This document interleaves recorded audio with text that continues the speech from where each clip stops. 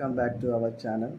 చాలామంది ఉద్యోగం సంపాదించడానికి అహర్నిశలు కష్టపడి చాలా రాత్రులు నిద్ర లేకుండా ఓవర్ టైం ప్రిపరేషన్లో ఉండి కష్టపడి బాగా చదివి టాప్ ర్యాంక్లో టాప్ మెరిట్ కొట్టి ఉద్యోగాలు సంపాదిస్తారు.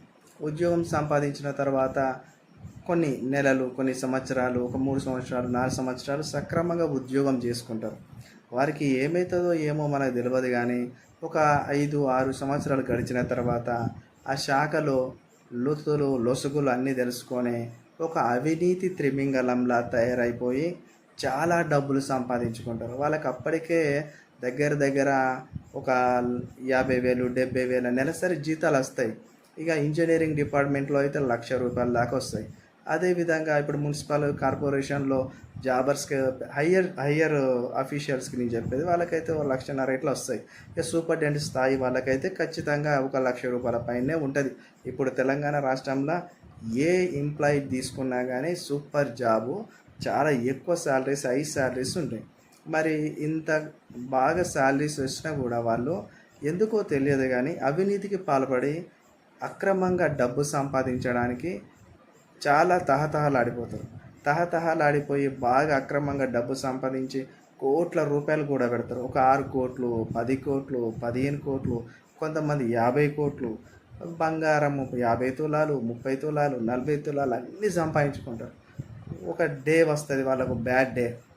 ఆ బ్యాడ్ డే నాడు ఏసీపీ వాళ్ళకు దొరికిపోయి ఏమవుతుంది, దొరికిపోవడంతోనే ఏమవుతుంది, మొత్తం వాళ్ళు సంపాదించుకున్న డబ్బంతా కట్టలు కట్టి ఫ్రీజ్ చేసి గవర్నమెంట్కి సరెండర్ చేస్తారు, అతన్ని జైల్లో వేస్తారు.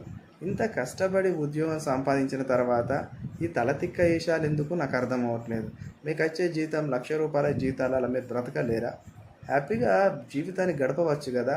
ఇదే సంఘటన మన నిజామాబాద్ జిల్లాలోని మున్సిపల్ సూపరింటెండెంట్ దాసరి నరేందర్ అంటేనే ఈరోజు దొరికిండు. అక్రమ సంపాదన డబ్బులు సంపాదించి 6 కోట్ల పైన డబ్బులు సంపాదించుండు. 50 తులాల బంగారం అంట. ఇంత ఘనంగా సంపాదించి అడ్డంగా బుక్ అయిపోయి ఈడ ఉద్యోగం పోయింది, సంపాదించుకునే అప్పన్నంగా సంపాదించుకుని అన్నీ పోయినాయి. మళ్ళీ యథాస్థితికి రోడ్డు మీద పడే బికార్ అవుతాడు, ఆయనకు శిక్ష పడుతుంది, ఆగమాగం ఇజ్జత్ అంతా పోతుంది. ఇలాంటివన్నీ ప్రతిరోజు జరుగుతాయి. ఇంకా ఇక్కడ చాలా జరుగుతాయి ఇలాంటివన్నీ కూడా.